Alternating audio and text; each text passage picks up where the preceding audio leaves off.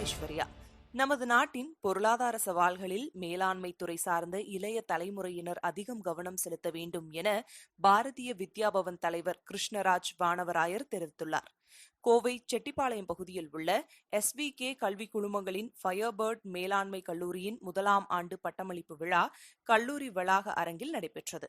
SVK கல்வி குழுமங்களின் தலைவர் கந்தசாமி தலைமையில் நடைபெற்ற இதில் சிறப்பு விருந்தினராக பாரதிய வித்யா பவன் தலைவர் கிருஷ்ணராஜ் வானவராயர் கலந்து கொண்டு மாணவ மாணவிகளுக்கு பட்டங்களை வழங்கி பேசினார்.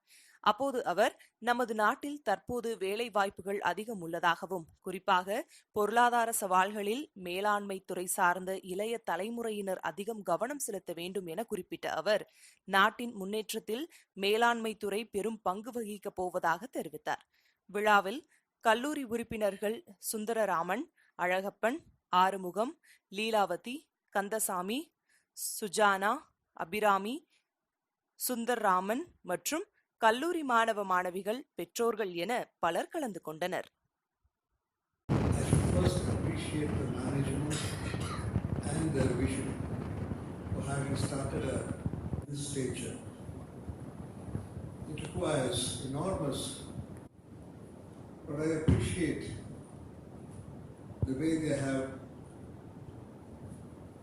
Visualized the future needs of the nation and have started this business school.